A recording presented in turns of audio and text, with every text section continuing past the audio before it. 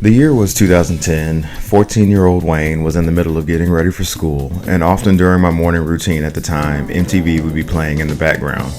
On one particular morning, a Ludacris video came on. The song was My Chick Bad. I don't know if anyone remembers that song, but it's a hidden classic in my book. And while I was enjoying the song, there was one particular featured artist that completely stole the show for me. I was glued to the TV when she came on. The pink hair, her animated movements, her delivery, I was blown away. Who in the world was this chick?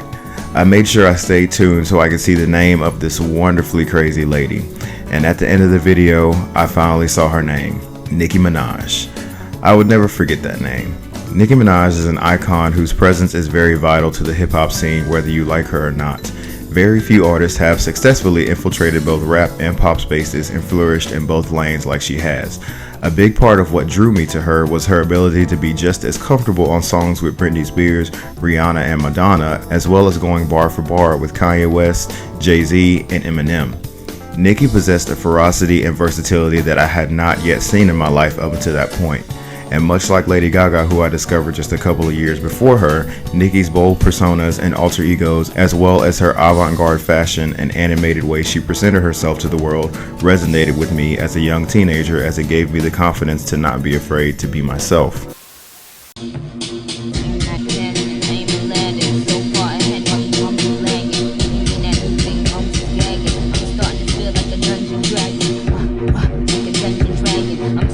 When I write a rap, like my brain doesn't compute, now write rap. It doesn't. You just have to now let it happen and just don't second guess yourself too much, and then it gets done. Need a job, this ain't cutting it. Nicki Minaj, little fraggle rock, picture with a padlock. I shoot movies, camera block. To me, music is like spiritual. So it moves you in like a weird way that you cannot teach in school. I'll hear a beat and words just start coming to me. When everything comes together, you feel like this is my castle. The world is my stage, you know? It feels like I'm in control. Like a dungeon dragon. I'm starting to feel like a dungeon dragon. Nicki Minaj's debut album, Pink Friday, is one of my favorite albums of all time, and I remember spending most of 2010 highly anticipating its release. Even before her debut album dropped, Nicki was the hottest featured artist at the time, and I vividly remember seeing her featured on everyone's songs, popping up on tracks with Usher, Trey Songz, Kanye West, and Mariah Carey during the time leading up to Pink Friday's release. I'd never seen something like this, and being unaware of her mixtapes at the time, forgive me, I was a child and didn't have free access to the internet, I pretty much thought Nicki didn't have any songs of her own back then. I would like to remind everyone that her iconic Monster verse, as well as her Bottoms Up verse, both of which are arguably two of her most well-known verses, came before her first album. That's just pure insanity to me. Needless to say, I was eager to see what she would deliver on her first album. Pink Friday is a wonderful marriage of hip-hop and pop that could honestly only be executed by the versatile talent that is Nicki Minaj.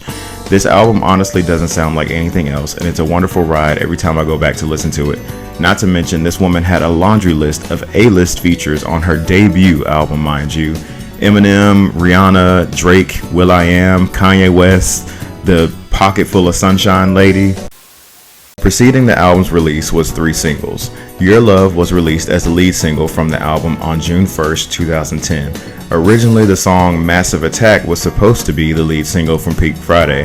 However, it was pulled from the album after an underwhelming commercial performance as well as mixed reviews from critics. And I'll be honest, I wasn't really a fan of that song myself. I just didn't understand what she was trying to do, and I'm kind of glad that it was scrapped. I'm sorry if you like that song, but to me, that's just not a good song. Described as a rap ballad, Your Love is a cute and catchy song. I love it. Nobody really talks about this one, and it's sad because it's a forgotten gem in my opinion. It did moderately well on the charts, peaking at number 14 on the Billboard Hot 100. Check It Out was released as a joint single between will.i.am and Nicki on September 3rd, 2010. Though it appears on Pink Friday, it was not released to promote the album. The two of them notably performed the song at the 2010 Video Music Awards pre-show, marking Nicki's debut at that event. Check It Out is a fun song that showcases Nicki's beloved eccentricity and the animated personality that she possesses in the best way. Right Through Me was released as the third official single from Pink Friday on September 24, 2010. It peaked at number 26 on the Hot 100, faring worse than her two last singles, but despite this, it's a great R&B song that showcases Nicki's more vulnerable side as well as her singing ability. The song's music video also notably showed the world her acting skills as well for the first time. Moment for Life featuring Drake served as the fourth single from the album after the album's official release, being released on December 7, 2010. It peaked at number 13 on the Hot 100. Super Bass, a song that was included on the deluxe edition of Pink Friday, was released as the fifth single on April 5, 2011, and was a key moment in Nicki's career. It appeared on Billboard's 100 Songs That Define the Decade list, as well as Rolling Stone's 500 Best Songs of All Time. The song peaked at number 3 on the US Billboard Hot 100, just behind Katy Perry's Last Friday Night at number 2, and the inescapable smash hit Party Rock Anthem by LMFAO at number 1. Super Bass was the highest charting solo female rap song since Missy Elliott's Work It back in 2002. It is certified diamond in the United States, selling 10 million units. Critics universally praised Pink Friday upon its release, but they notably were ambivalent toward Nicki's attempts to cross over into pop territory. Despite this, Super Bass, an electro-pop rap fusion, became the biggest hit from the album by far and one of Nicki's biggest hits of her career, being a staple song in her discography. This song was literally everywhere. It took over the world overnight, and it was honestly out of nowhere. The fact that it was put on the album's deluxe edition tells me that it probably wasn't even meant to be considered as a single, let alone be released and become as big a hit as it did. The point I'm trying to make is that Nicki received a good amount of pushback for trying to succeed in the pop lane, and her biggest hit being a pop song proved her detractors very wrong. When it comes to female rappers trying to succeed in the pop space, there's always a certain amount of unfair pushback or criticism they receive for trying to expand their reach. Specifically for female rappers who occupy pop spaces like Nicki and more recently Doja Cat, they face a particularly frustrating dilemma. Rap fans criticize them, saying that they aren't real rappers because they do pop, while pop stans say that they aren't real pop stars because they rap. The fact of the matter is, 9 times out of 10, these women outdo their peers in both categories, and a lot of the criticism they receive is baseless. That being said, Nicki did a lot to allow those who followed her to succeed. Her being a prominent figure in both rap and pop opened the door for not only female rap, but rap in general to be re-accepted into the mainstream, as well as opening the door for more rap artists to generate crossover appeal. Following the massive smash hit that was Super Bass, 3 more singles followed, with Did It On 'Em, Girls Fall Like Dominoes, and Fly featuring Rihanna being released as the 6th, 7th, and 8th singles respectively. But when you're a girl, you have to be like everything. You have to be dope at what you do, but you have to be super sweet, and you have to be sexy, and you have to be this, and you have to be that, and you have to be nice, and you have to... It's like, I can't be all those things at once. I'm a human being.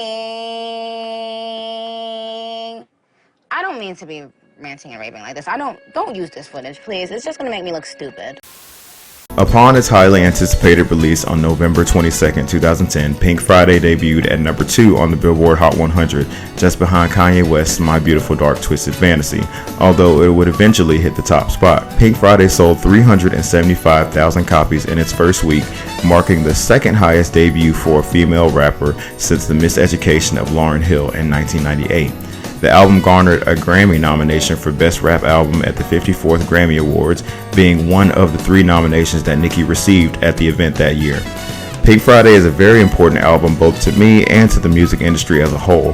Current beefs and stan wars aside, Pink Friday truly helped Nicki reintroduce the world to female rap while also proving its marketability to a pop audience. Female rap had seen a sharp decline prior to Nicki arriving on the scene, and today's flourishing female rappers can thrive in part due to the doors that Nicki broke down. Following the success of her debut era, Nicki's undeniable appeal to 2 distinct audiences of music couldn't be denied. She was a crossover force to be reckoned with. This duality would ultimately drive the creative direction of the follow-up to Pink Friday. Nicki's first album was a mostly even blend of pop and hip-hop, but its sequel would ultimately double down on the distinct 2 sides of her music even more.